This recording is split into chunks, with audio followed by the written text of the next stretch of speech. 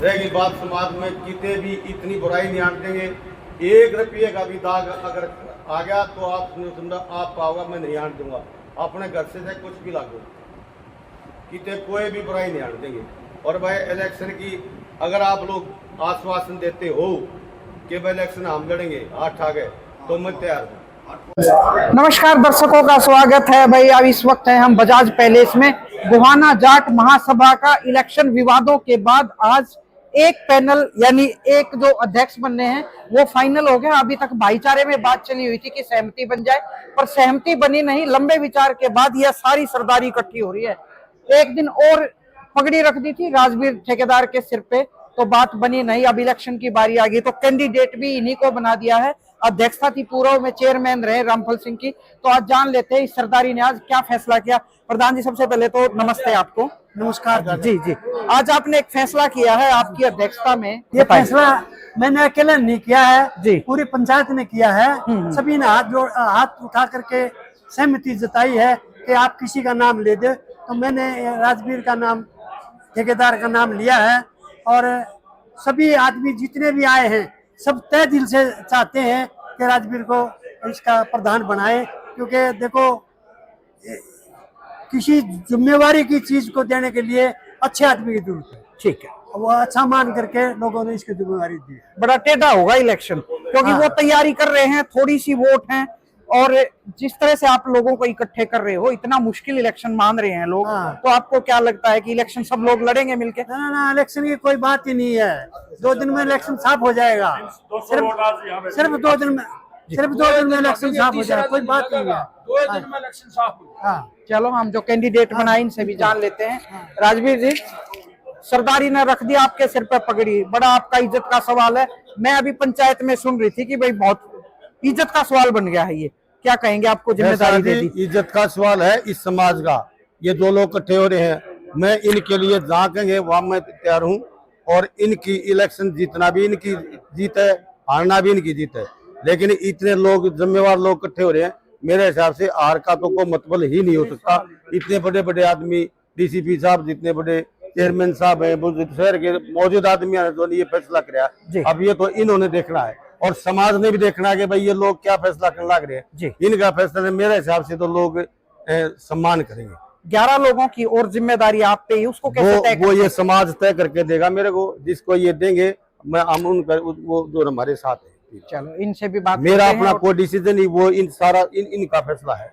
तो बड़ा थोड़ा सा पंचायती में थोड़ा सा कुछ चीजें जो हुई हैं अब तक, उनके बारे में आपकी जो थोड़ा गुस्सा वो शायद जायज होगा। चलो मैं पूछ लेती हूँ, आप बता दें। हमारा तो प्यार से ये बात है, जाट भवन बनना चाहिए। हम कड़वानी बोल रहे थे, इस तहसील का ये आदमी प्रधान बने, बाहर की तहसील का क्यों बड़े प्रधान? आप इस इलाके के बहादुर लोग हैं, मजबूत लोग हैं, पैसे वाले लोग हैं, सारी चीजें इन लोग हैं, साधन संपन्न लोग हैं, हर चीज इन लोगों के पास है।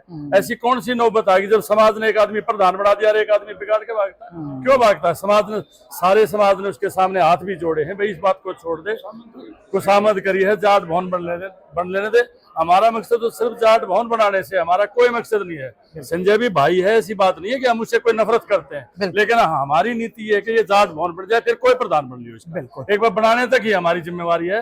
जाट भवन बनाने के लिए राजवीर बनाया गया कि भाई राजवीर एक सक्षम आदमी है, इसके साथ 10 सक्षम लोग हैं जो कि चंदा भी दिवा सकते हैं। अब 2 महीने हो गए, उन्होंने 1.5-2 महीने की बात होगी, 2 लाख रुपए चंदा नहीं आया, हमने 20 मिनट में 2 करोड़ रुपए इकट्ठे करवा दिए।